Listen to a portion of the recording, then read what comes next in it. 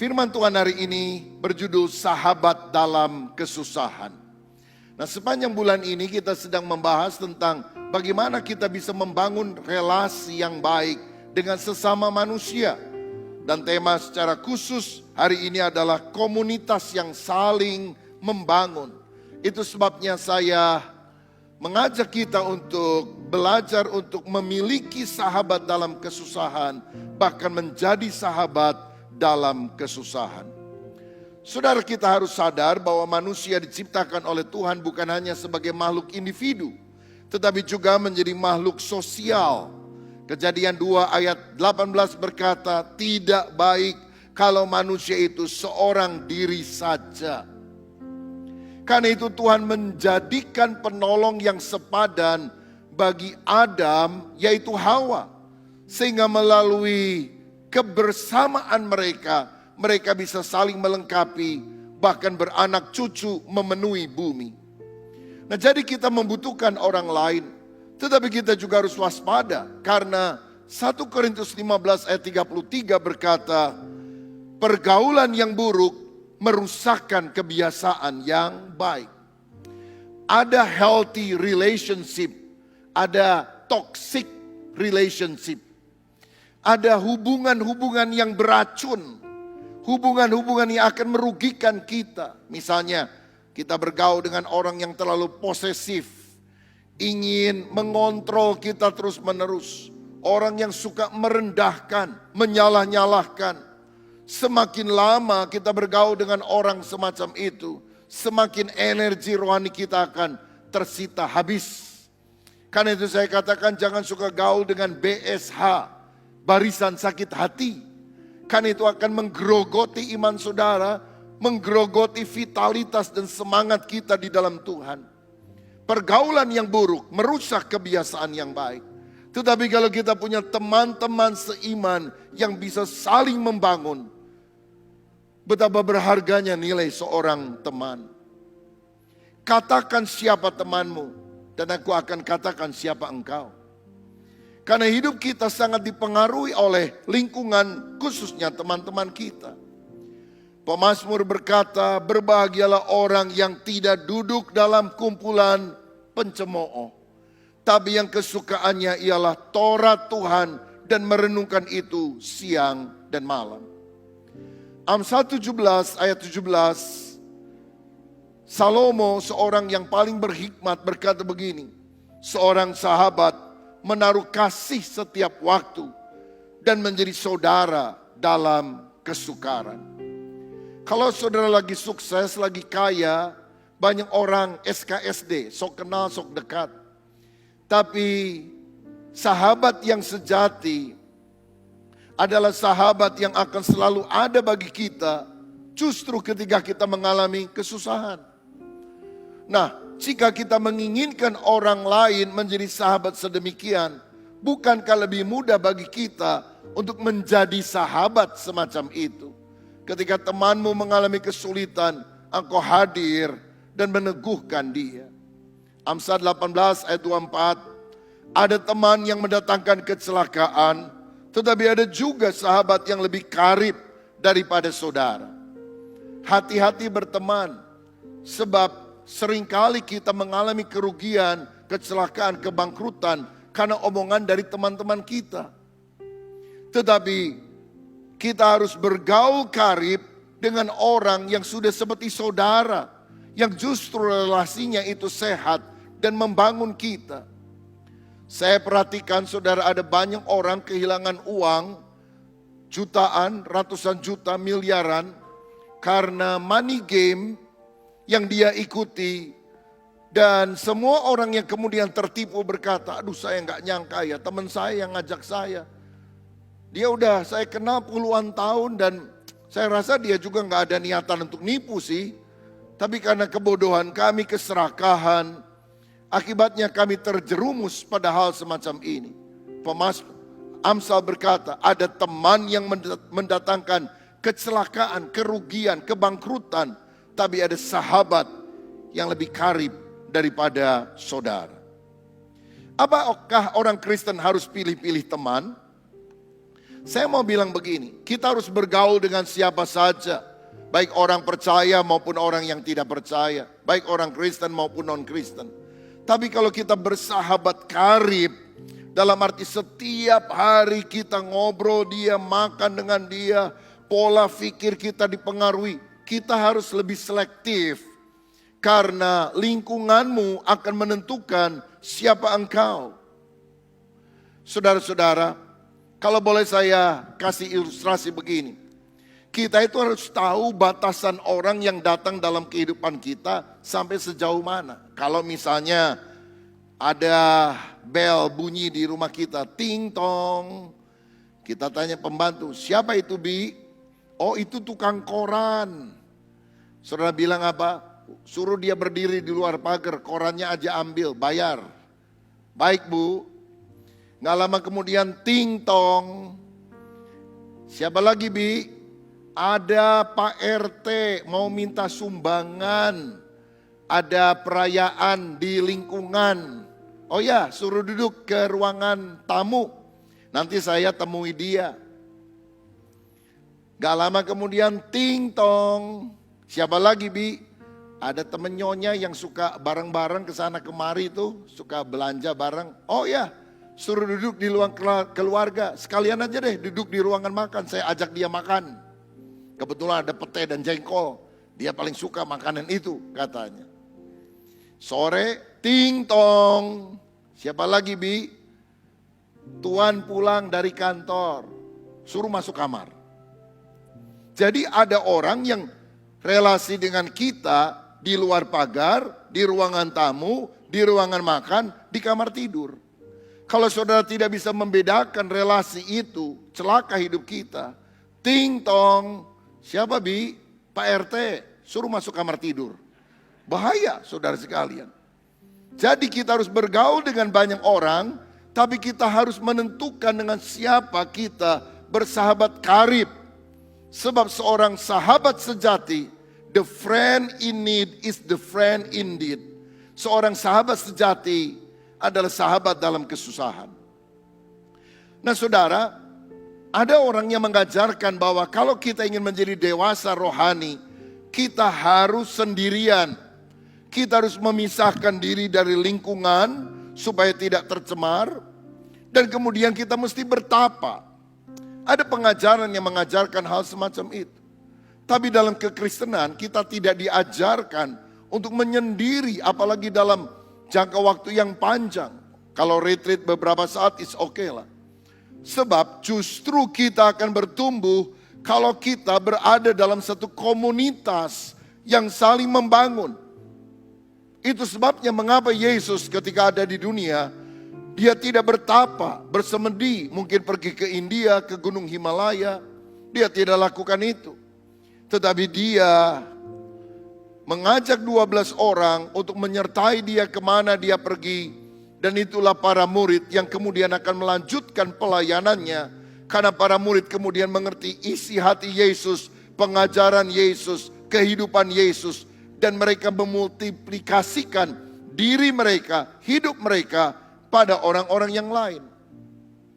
Saudara-saudara, bukan hanya Yesus. Rasul Paulus kita kenal sebagai seorang pemikir yang luar biasa.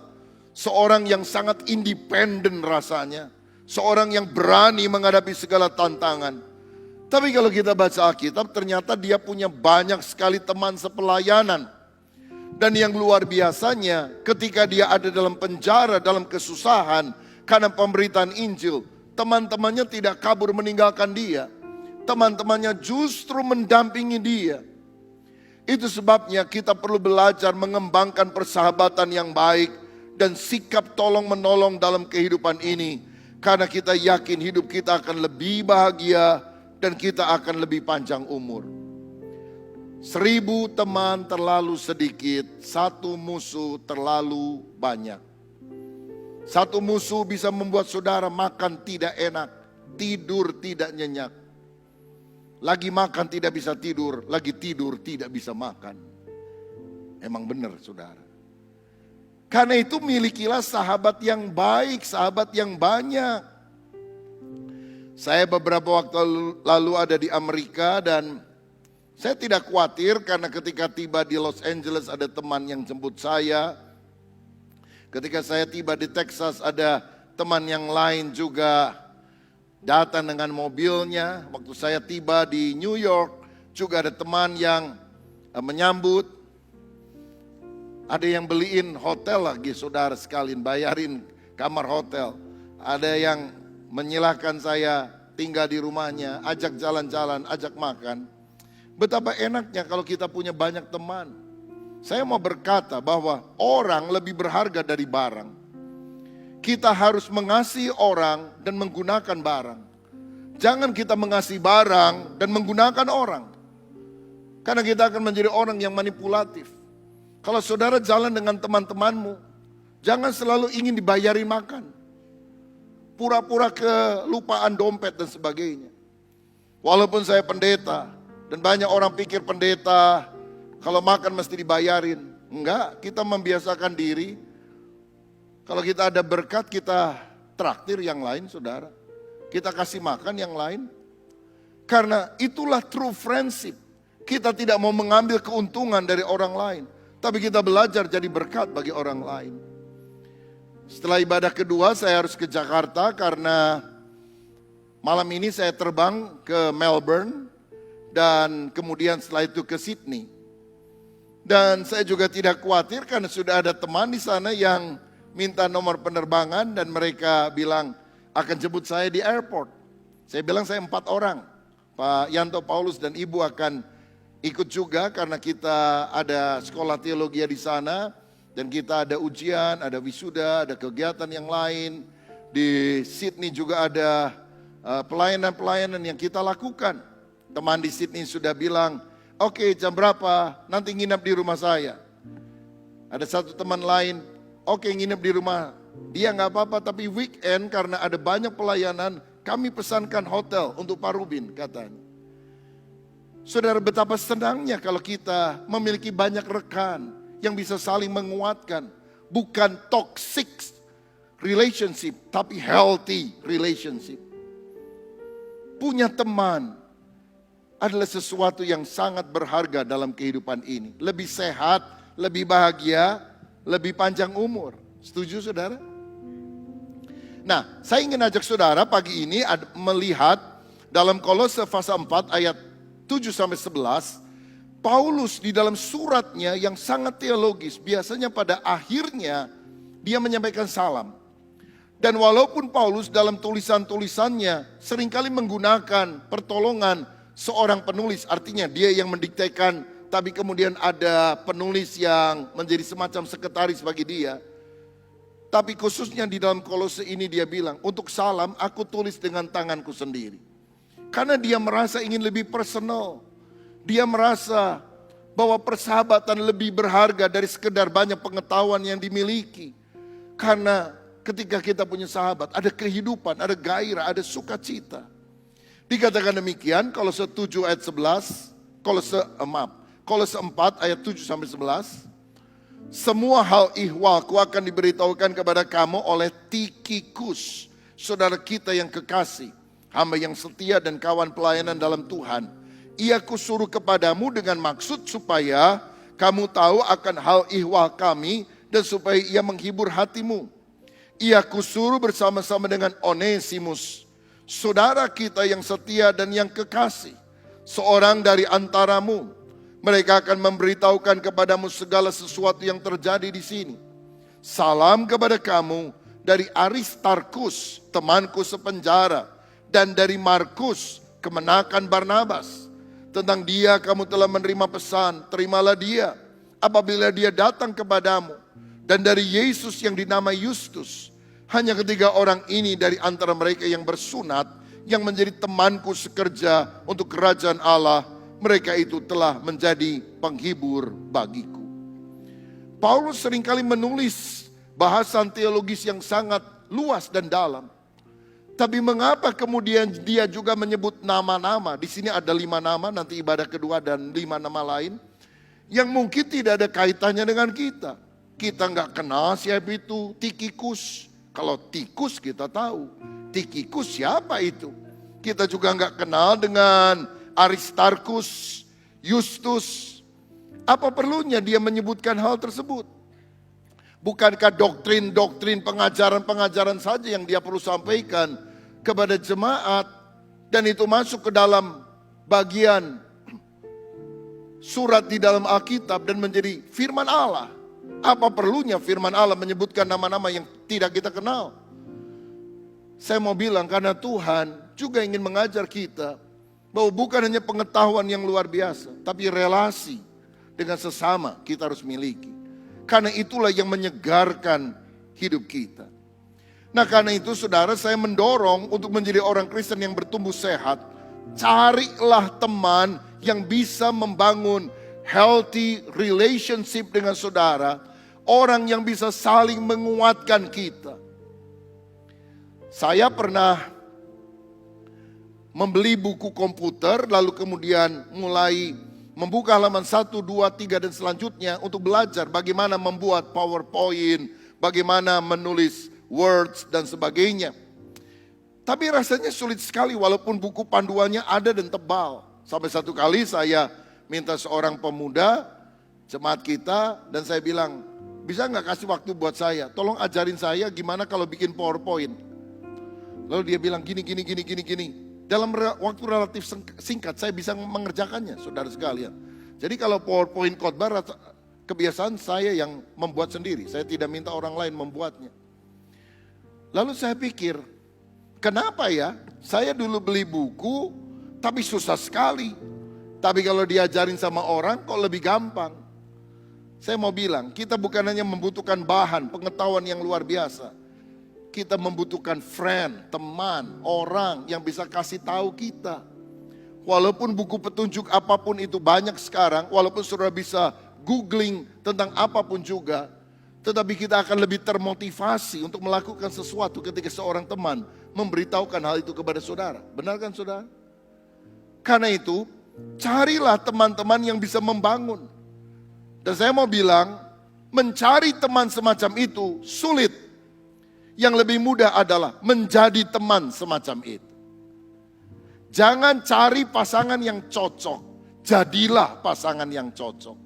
Berarti kita yang harus mengupayakan diri untuk mentaati apa yang diajarkan oleh firman. Yang pertama tadi, nama teman Paulus adalah Tikhikus. Nanti kita akan belajar apa sih karakter atau sifat atau hal baik yang kita bisa adopsi dalam kehidupan ini. Tikhikus itu artinya beruntung atau Mister Untung. Ya di Indonesia kan banyak yang namanya untung juga. Ya, mau apapun juga terjadi selalu ada untung, saudara. Nah, asalnya adalah dari kota Efesus. Tikhikus adalah orang yang membawa persembahan untuk jemaat Yerusalem.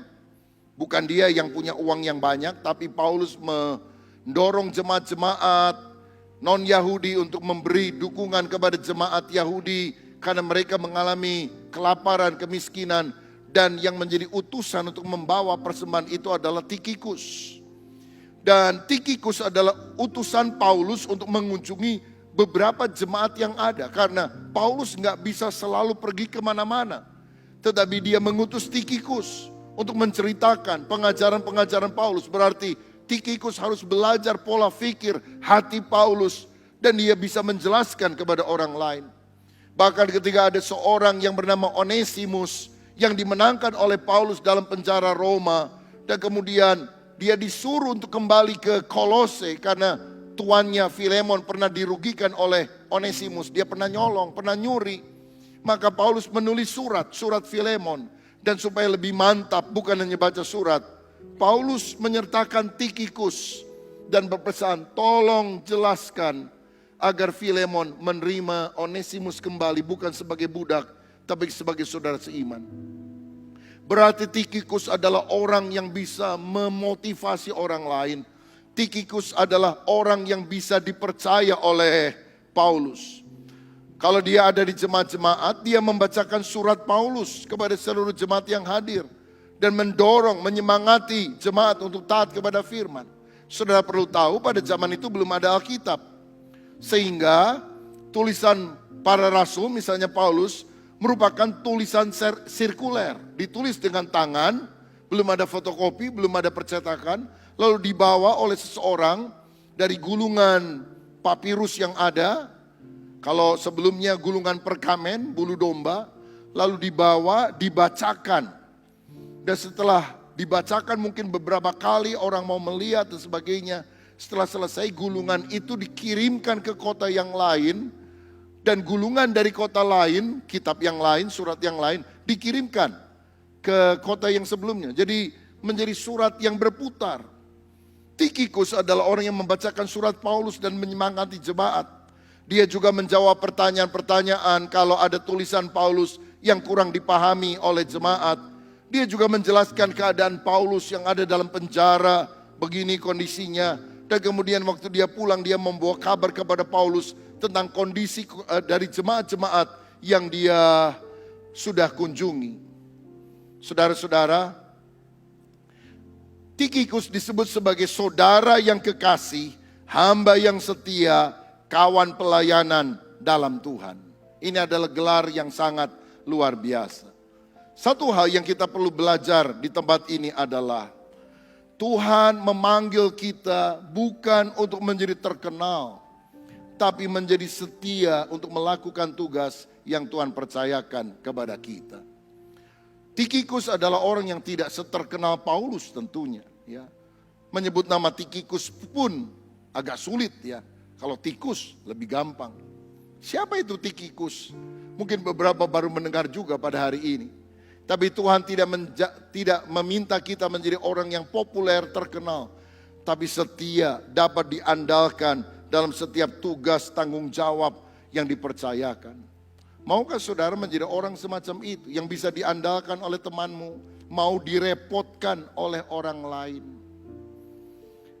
Ada orang yang gak mau ganggu orang lain tapi juga gak mau diganggu orang lain.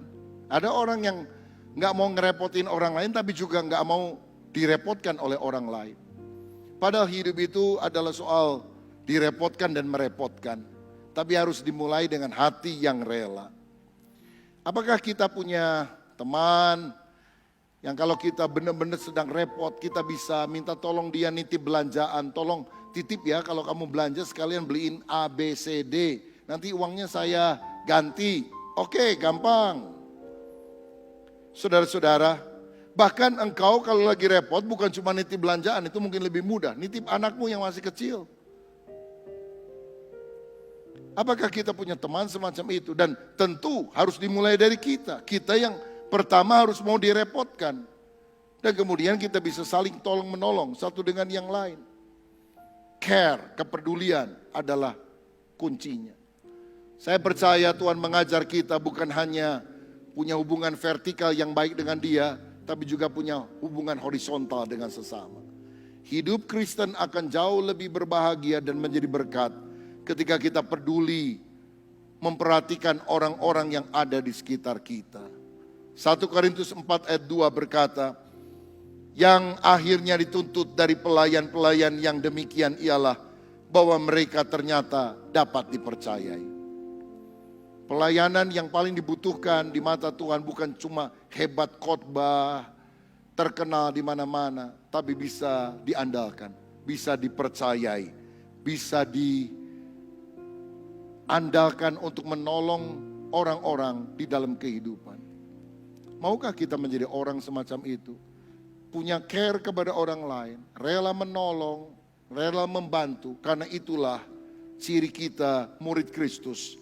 Saling mengasihi satu dengan yang lain. Ini bisa sangat dipraktekkan di dalam kelompok-kelompok sel ketika kita mempedulikan teman-teman kita. Berbahagialah saudara yang tergabung dalam komsel, yang belum saya dorong supaya saudara memiliki komunitas yang saling membangun. Yang kedua, teman Paulus disebutkan namanya adalah Onesimus. Onesimus itu artinya berguna, useful. Dalam Filemon 1 ayat 10-12 dikatakan, aku Paulus mengajukan permintaan kepadamu mengenai anakku yang kudapatkan selagi aku dalam penjara, yakni Onesimus. Dahulu memang dia tidak berguna bagimu, tetapi sekarang sangat berguna baik bagimu maupun bagiku. Dia kusuruh kembali kepadamu dia yaitu buah hatiku. Onesimus itu budak yang mencuri uang atau hartanya Filemon yang tinggal di kota Kolose, lalu melarikan diri jauh sekali sampai ke Roma.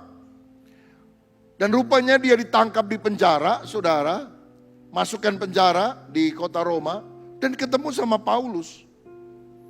Ini ada blessing in disguise, ada berkat melalui kesulitan yang ada. Karena ternyata ketika dia ketemu Paulus, ditanya, "Loh, kamu ini dari mana?" "Saya dari Kolose." "Kamu kerja di mana di sana?" "Di rumah Filemon." "Loh, ngapain kamu ada di sini?" "Saya lari, Pak, nyolong lagi." "Loh, aku kan pernah tinggal di rumah Filemon. Kamu masih ingat saya enggak?" "Iya, saya pernah lihat Bapak. Cuma kan saya budak, gak berani deket-deket." Lalu Paulus menginjili sampai akhirnya dia bertobat. Disebut sebagai anakku, anak rohaninya. Bahkan Onesimus, si mantan maling ini, budak yang gak ada harganya pada waktu itu, disebut sebagai buah hatiku. Dia sangat berguna menolong Paulus dalam penjara. Tapi dia sadar bahwa ini adalah budaknya Filemon, temannya. Disuruhnya dia pergi kembali ke Kolose, didampingi oleh Tikhikus, supaya Filemon menerima kembali, supaya akhirnya berdamai.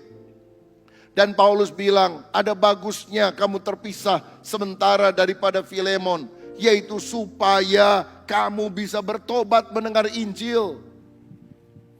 Saya percaya di balik hal-hal yang buruk dalam kehidupan ini ada rencana Tuhan yang indah.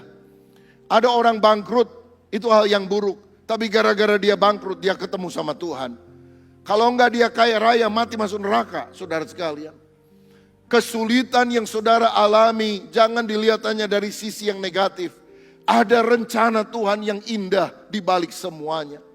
Kalau Onesimus tidak pernah ditangkap masuk dalam penjara, dia enggak pernah bertobat.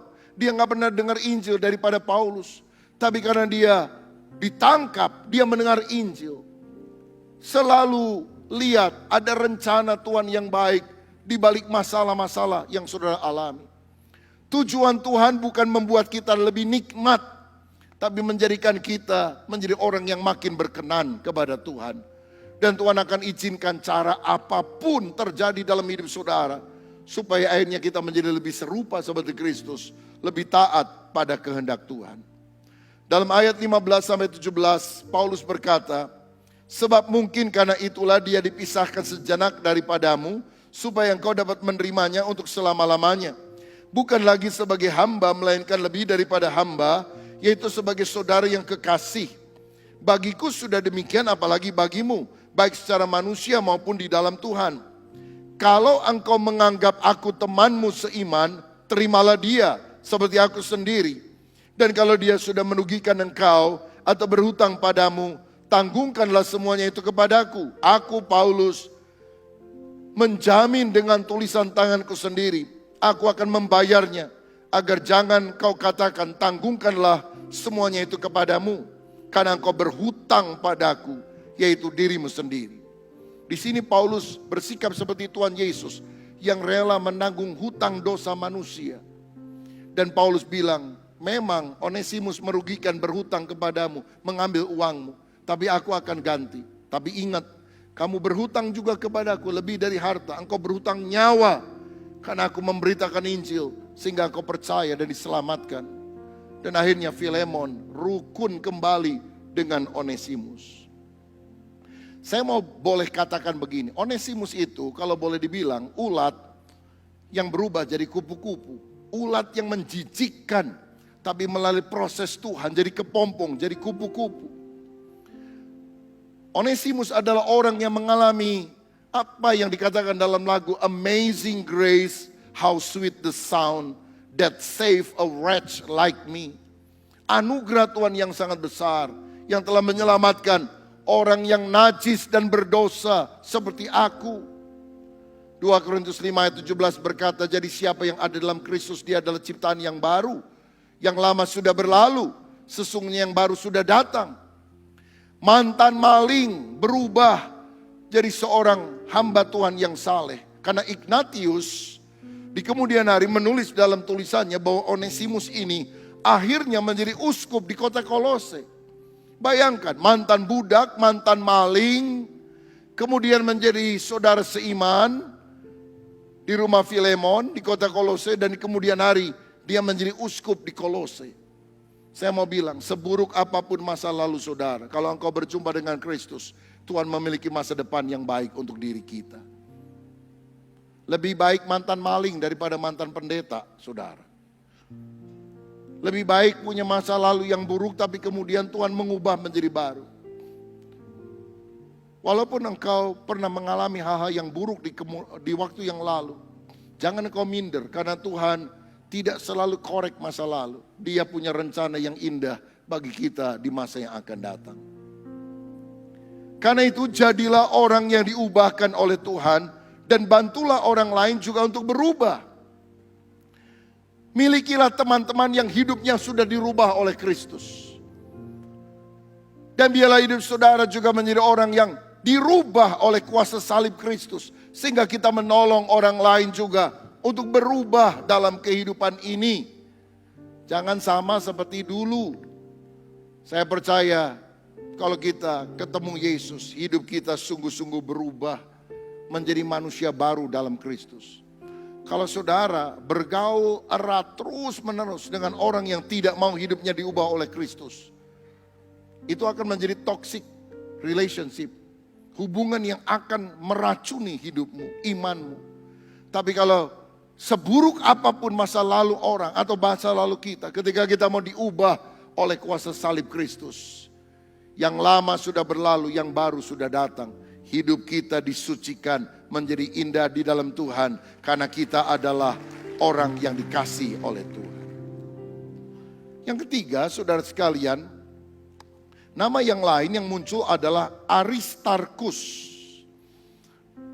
Dikatakan, dan salam dari Aristarkus, yaitu teman sepenjara. Teman sepenjara dari Paulus. Aristarkus ini berasal dari Tesalonika, dan dia setia kepada Paulus. Dia dipenjarakan bersama-sama dengan Paulus di kota Efesus. Dia pernah karam kapal bersama Paulus dalam perjalanan ke Roma. Jadi begini, ketika Aristarkus lihat, ini bapak tua satu ini, Paulus, ini hikmat Allah mengalir dalam hidupnya, kuasa Allah memakai hidupnya untuk melakukan banyak tanda ajaib mujizat, dan penginjilan yang dilakukan membuahkan hasil. Tapi dia tentu perlu teman untuk bisa mendampingi di dalam pelayaran yang ada. Dan Aristarkus mengikatkan diri kepada Paulus. Kemanapun Paulus pergi, dia mendampingi. Angkat tasnya, bereskan mungkin jubahnya, dan lakukan hal-hal sederhana dalam kehidupan supaya Paulus bisa melayani dengan lebih baik. Saudara-saudara, dia kemudian yang luar biasa ketika Paulus di penjara. Dia bilang, saya juga Kristen, saya juga memberitakan ini sama Paulus. Saya penjara aja sekalian sama Paulus. Dia nggak lari ketika Paulus ditangkap, karena dia pikir kasihan kalau Paulus dalam penjara sendirian. Biar aku di penjara bareng-bareng supaya aku bisa dampingi dan tolong dia. Wah, susah punya teman seperti ini. Rela membela kawan, rela melayani. Saudara-saudara, kita nggak terlalu mengenal dia sebagai pengkhotbah yang dahsyat luar biasa, penulis kitab dalam Alkitab. Tapi dia seorang di belakang layar yang mendampingi seorang pelayanan hamba Tuhan, sehingga pelayanan hamba Tuhan itu menjadi maksimal. Paulus menyebut dia temanku sepenjara. Saya teringat ada seorang di Amerika namanya Chuck Colson. Dia pernah dimasukkan dalam penjara karena skandal Watergate yang pernah menggoncangkan Amerika dari presiden, siapa waktu itu ya? Dari presiden Amerika yang lalu, saudara sekalian, Nixon ya, Presiden Nixon. Dan kemudian Chuck Colson juga masuk dalam penjara, tapi di penjara itulah dia sadar bahwa orang-orang sangat membutuhkan penghiburan dari orang lain. Dia lihat banyak orang di penjara, jarang sekali dikunjungi oleh keluarganya, orang tidak peduli. Dan bahkan orang bertambah jahat di sana. Dia kemudian memulai apa yang namanya prison fellowship, persekutuan penjara. Jadi kemudian setelah dia keluar, dia bertobat, dia berubah, dia balik lagi ke penjara untuk melayani orang-orang dalam penjara. Dan prison fellowship ini sekarang sudah tersebar ke ratusan negara di dunia. Hampir seluruh dunia punya pelayanan ke dalam penjara. Karena ayat yang mengubah hidupnya, dia baca Aristarkus adalah teman sepenjara bersama dengan Paulus. Dan dia dipenjara bukan karena kejahatannya. Dia masuk ke penjara karena dia ingin membagikan berita Injil dan menolong orang lain. Saya pernah mengunjungi Olmos Prison yang ada di Argentina. Itu penjara utama di Buenos Aires. Kira-kira 3.000 orang yang dipenjara di sana. Sangat padat sekali, saudara. Tapi saya perhatikan, ada hamba-hamba Tuhan yang rela masuk ke penjara itu, jadi sipir penjara, supaya mereka bisa menginjili dari satu sel ke sel yang lain. Pada orang-orang di sana banyak yang jahat-jahat, pembunuh, okultisme, dan sebagainya. Tapi dia layani, satu demi satu orang dimenangkan. Waktu saya kunjungi, saya mendapat kabar bahwa ada hampir 1.500 orang bertobat menerima Yesus sebagai Tuhan dan Juru Selamat. Dan mengadakan ibadah-ibadah di dalam penjara. Dan luar biasanya orang di luar penjara juga ikut kebaktian di dalam penjara pada hari Minggu, termasuk saya, saudara sekalian. Jadi mereka mengadakan ibadah dan kita masuk di penjara itu karena merasakan hadirat Tuhan, firman Tuhan yang luar biasa di sana. Dan di sana mereka buat sekolah Alkitab, 4 tahun belajar jadi sarjana teologi. Karena banyak yang di penjara 20 tahun, 15 tahun, jadi ikut 4 tahun sekolah Alkitab gak jadi masalah, saudara sekalian. Keluar dari penjara jadi hamba Tuhan. Ini prison fellowship melakukan hal semacam itu. Nah, kita perlu belajar dari orang seperti Aristarkus. Seorang yang rela melayani, setia kawan, membela ketika gereja, hamba-hamba Tuhan dibicarakan oleh orang lain secara negatif. Dia akan klarifikasi, dia akan jelaskan. Sungguh beruntung Paulus memiliki teman seperti ini. Ini teman di belakang layar. Jarang disebut, hampir mungkin tidak pernah saudara dengar dalam khotbah. Tapi ini orang-orang yang luar biasa. Yang rela melayani dan membela para hamba-hamba Tuhan di dalam kesulitannya. Mungkin orang melupakan dia, tapi Tuhan mengingat namanya. Namanya masuk di dalam Alkitab. Saya percaya ini adalah perhatian Tuhan yang luar biasa. Sehingga kenapa dalam tulisan Paulus yang begitu teologis dimasukkan beberapa nama yang mungkin tidak ada kaitan dengan kita. Tapi ternyata ini menjadi teladan untuk kita. Kita harus belajar punya hati seperti Aristarkus ini. Yang keempat adalah Markus, itu nama yang disebutkan. Markus adalah kemenakan Barnabas. Markus yang masih muda diajak melayani dalam pekabaran Injil pertama ketika Paulus dan Barnabas memberitakan Injil. Tapi kemudian Markus muda sadar melayani itu sulit. Sehingga ketika mereka sampai di kota Perga dan mereka akan melanjutkan ke daerah lain yang lebih dalam, dia melihat ada kapal yang akan pergi bertolak ke Yerusalem. Dia lari, saudara, walaupun dilarang oleh Paulus, dilarang oleh Barnabas, dia lari kembali ke Yerusalem, ketemu dengan mamanya, Maria, rupanya dia anak mami, saudara sekalian.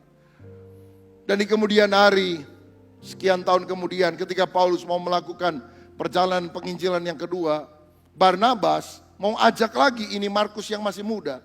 Kenapa? Karena ponakannya, saudara. Ada ikatan persaudaraan. Tapi Paulus bilang gak boleh ngajak orang yang meninggalkan kita di tengah jalan. Dan karena dua-duanya ngotot, satu mau bawa, satu gak mau bawa. Akhirnya Paulus dan Barnabas pisah. Paulus mengajak Silas atau Silvanus. Barnabas mengajak Markus dalam pelayanan. Sayang ya, hamba Tuhan sampai akhirnya pisah, gak melayani sama-sama. Gara-gara ngurus satu orang yang namanya Markus ini. Tetapi yang luar biasa, ini kebesaran hati seorang hamba Tuhan. Ketika Paulus sudah lebih tua, Markus juga sudah berubah. Dalam 2 Timotius 4 ayat yang ke-11, Paulus pernah menulis surat ini. Jemputlah Markus dan bawalah ia kemari, karena pelayanannya penting bagiku. Markus yang dibenci sama Paulus karena meninggalkan pelayanan di tengah jalan. Satu hari Paulus bilang, suruh balik, aku perlu sama dia. Saya belajar satu hal di sini. Seorang prajurit mungkin kehilangan keberaniannya dalam sebuah pertempuran. Tetapi ketika dia bertekun, dia akan sangat bersinar pada pertempuran yang berikutnya. Sehingga dia menjadi orang yang sangat berjasa. Saya rasa itu yang dialami oleh Markus. Markus di kemudian hari menjadi seorang hamba Tuhan yang dipakai Tuhan. Sehingga ada rekonsiliasi. Saudara-saudara, masalah boleh datang dalam hidup kita. Kita mungkin sama teman bisa ada slack masalah. Tapi perlu rekonsiliasi. Itu sesuatu yang akan sangat menyegarkan hati kita. Saya baru pulang dari Bali karena hari Selasa sampai Jumat kemarin kita ada sidang majelis pekerja lengkap para hamba-hamba Tuhan inti dari seluruh Indonesia bahkan dari luar negeri datang. Kira-kira 110 orang kemarin yang datang on site, ada 30 orang yang mengikuti secara online. Dan salah satu sesi kita mengundang Ketua Umum Sinode Gereja Bethel Injil Sepenuh. Dan itu adalah momen yang bersejarah karena GBI berdiri tahun 1970, pecahan dari Gereja Bethel Injil Sepenuh.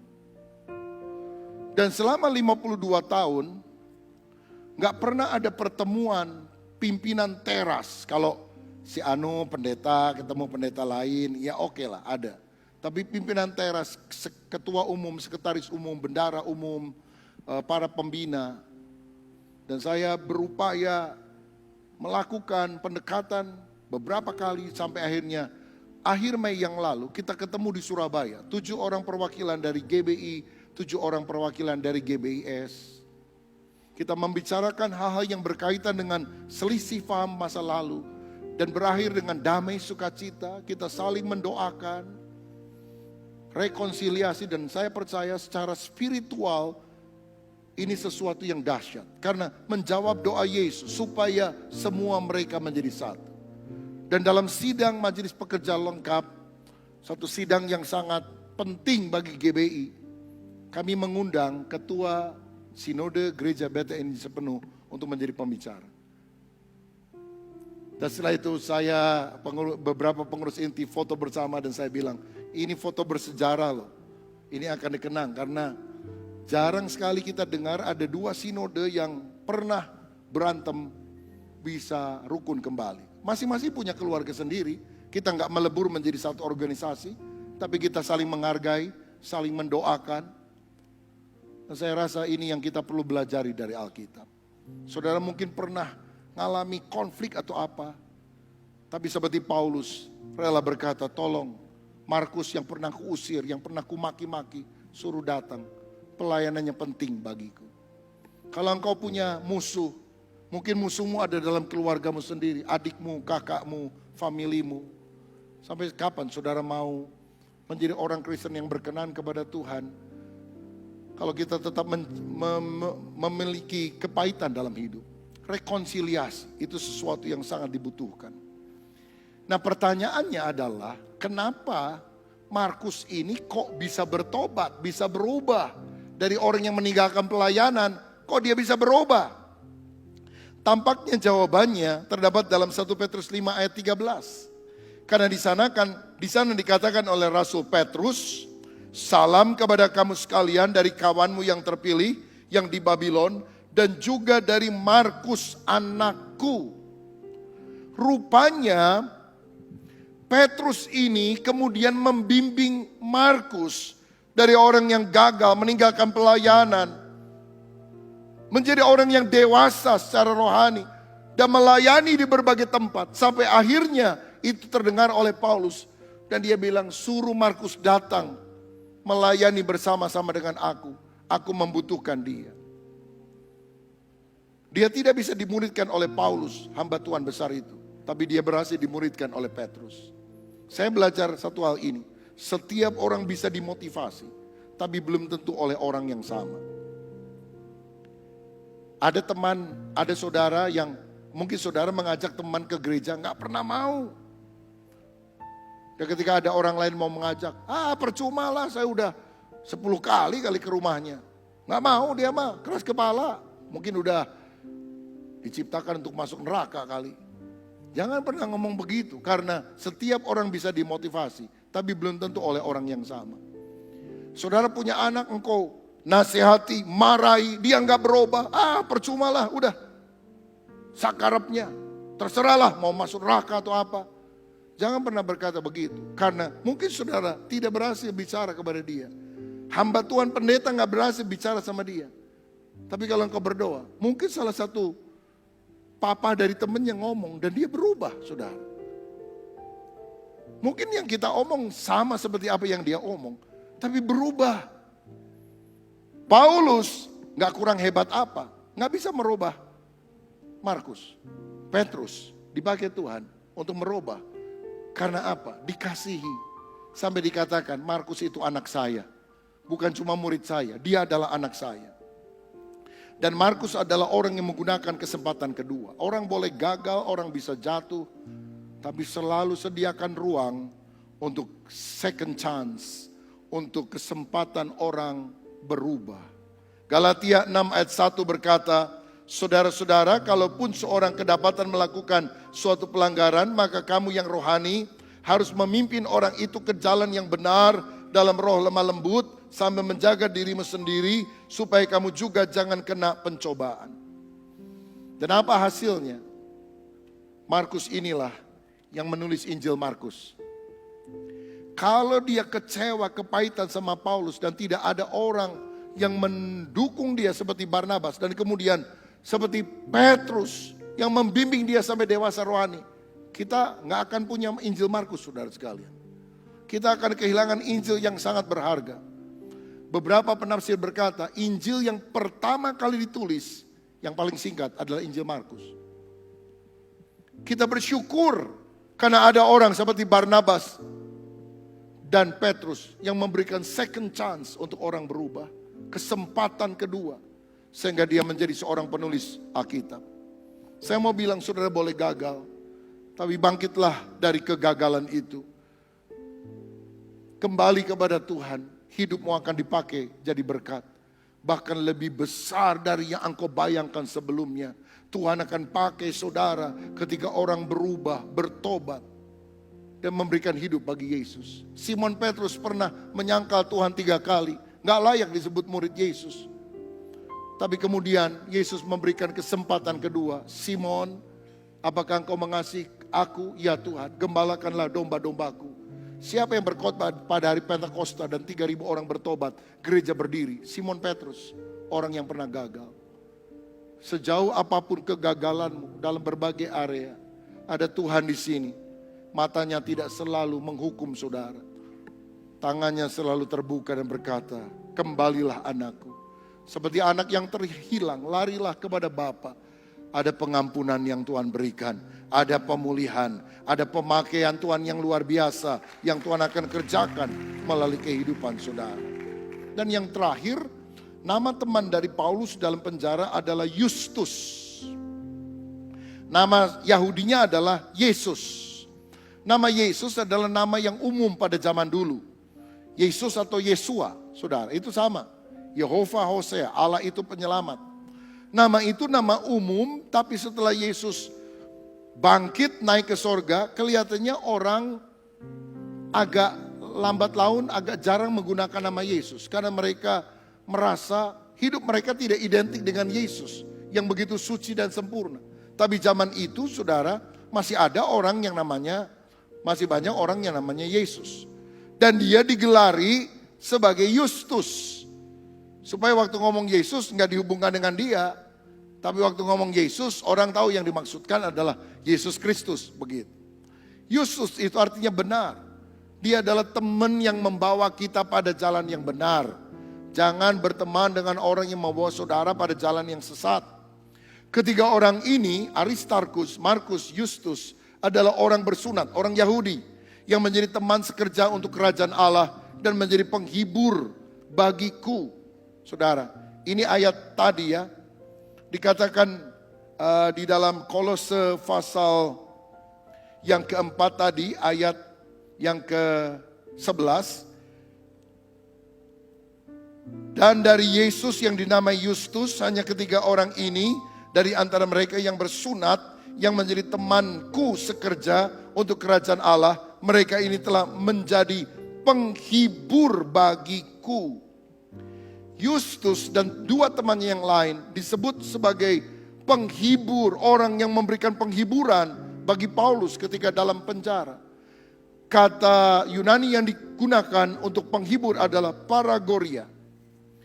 Dan paragoria itu adalah istilah medis untuk obat penenang. Jadi kalau orang gelisah dikasih obat penenang sehingga dia menjadi rileks, menjadi tenang. Paulus bilang, Yustus seperti obat yang menenangkan hatiku, menenteramkan kegelisahan hidupku. Karena dia selalu memberikan penghiburan. 1 Tesalonika 5 ayat 11 berkata, karena itu nasihatilah seorang akan yang lain, dan yang saling membangunlah kamu seperti yang memang kamu lakukan. Saudara-saudara, Yustus adalah orang yang selalu menguatkan temannya ketika temannya berkecil hati. Jangan dipikir bahwa Paulus adalah orang yang tidak pernah sekalipun mengalami kegoncangan hati karena dia seorang hamba Tuhan yang super. Pendeta juga manusia, saudara. Kadang-kadang bisa lemah, kadang-kadang rasa sendiri. Dan dia membutuhkan penghiburan. Ingat ketika Yesus ada di Taman Getsemani, dia bilang hatiku sangat sedih, seperti mau mati rasanya. Tinggallah berjaga-jaga dengan aku 1 jam saja. Yesus dari sisi manusiawi menyadari, walaupun dia adalah sang juru selamat, dia tetap membutuhkan teman. Kalau Tuhan aja butuh teman, kalau Paulus butuh teman, siapa kita yang merasa bisa hidup sendiri? Jangan mengunci diri di kamar ketika saudara mengalami kesulitan. Bergabunglah kepada beberapa teman yang bisa menjadi paragoria, orang yang memberikan ketenangan di dalam hati. Kalau ada orang yang berkecil hati, saudara mesti bangkit, menasehati, menguatkan mereka. Jadilah encourager, orang yang memberi semangat kepada orang-orang lain. Tahukah saudara, karena pandemi ini diberitakan bahwa hampir 1 miliar manusia mengalami sakit mental. Mereka mengalami masalah dalam masalah kesehatan mental. Sehingga orang-orang bisa meledak begitu. Dan melakukan tindakan yang gak masuk akal. Bisa bunuh orang dengan kejam dan sebagainya. Padahal gak mungkin itu. Kalau dinalar mana bisa sih seperti itu. Karena apa? Pressure, tekanan yang luar biasa. Dan dibutuhkan hari-hari ini seorang encourager. Kalau engkau ketemu orang, jangan kecilkan hatinya, semangati dia, kuatkan dia, hiburkan hatinya. Banyak orang-orang di sekitar kita yang membutuhkan hal tersebut.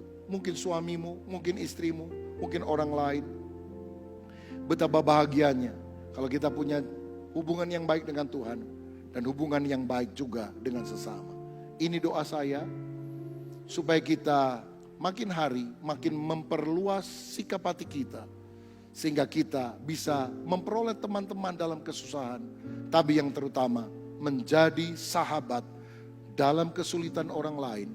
Karena dengan demikian kita tampil mewakili Kristus bagi orang-orang yang membutuhkan. Dan kasih Tuhan akan menjamah orang yang ada di sekitar kita. Siapa yang rindu dipakai Tuhan untuk menjadi berkat bagi orang lain. Berikan kemuliaan untuk Tuhan.